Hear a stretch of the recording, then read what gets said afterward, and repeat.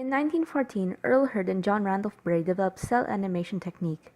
It uses transparent sheets which can be layered to each other, allowing some frames to be repeated without being redrawn to save cost and labor. This became the cornerstone of animation in the 20th century. Hurd's series of animated shorts called Bobby Bumps was the first to use this technique. From the first feature-length animation of El Apostol of Quirino Cristiani in 1917 to the first color cartoon The Debut of Thomas the Cat by J.R. Bray in 1920, the animation industry boomed after the cell animation was introduced. Walt Disney created Newman's Laugh-O-Gram in 1921. After its success, he made a studio and produced Little Red Riding Hood and Alice's Wonderland. The studio went bankrupt in 1923, but on the same year, he and his brother Roy made Disney Brothers Studio, now known as the Walt Disney Company. Before any film coloring process, manually adding color in each frame was laborious and expensive. The first successful color process, Kinemacolor, was invented in England by George Albert Smith in 1906. In the US, Kinemacolor inspired the coloring process we know as Technicolor, which was invented in 1916. It was such a good method that it employed monopoly in color film for 20 years.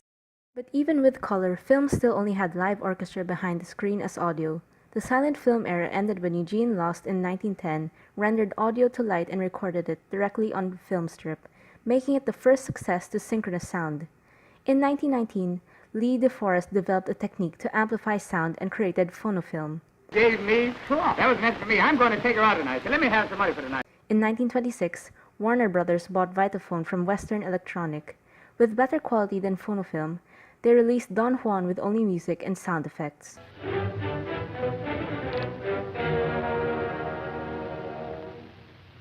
In 1928, the Disney Brothers debuted Mickey Mouse with Plain Crazy, and later featured on the first synchronous sound cartoon with Steamboat Willie. By 1934, Walt Disney started a 4-year production for the first feature film animation, Snow White and the Seven Dwarfs. Many believed it would cause bankruptcy, but since it came out in 1937, it became one of the top performers in box office history and received an honorary Oscar. In 1946, television reached the Philippines through Bolinao Electrics Corporation, now known as ABS-CBN. James Lindenberg, the founder, is credited as the father of Philippine TV. Home entertainment medium grew more when the first magnetic tape cassette for video, known as Betamax, was developed in Japan by Sony in 1975, followed by VHS by JVC in 1976. Later in 1978, Laserdiscs were introduced. Meanwhile in Japan, the art style of Osamu Tezuo's works in 1960s influenced the characteristic anime art style we still see today.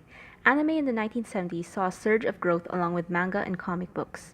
Computer graphics also developed, after computer-generated images were briefly used in Westworld in 1973. In 1995, Toy Story by Pixar became the first feature-length computer animation. Star Wars: The Phantom Menace pushed CGI even further in 1999, and movies continue to do so ever since. Since we've seen for the last 100 years goes to show we're not stopping anytime soon. Louis Le Prince's first film became The Last Jedi, the Matsumoto fragment became Kimi no Nawa, John Baird's TV drama became Stranger Things, and Betamax is now our Netflix. Today, we see videos as a part of our daily life, but looking back at the long history of moving pictures, we appreciate the ingenuity of humans for the sake of art and expression.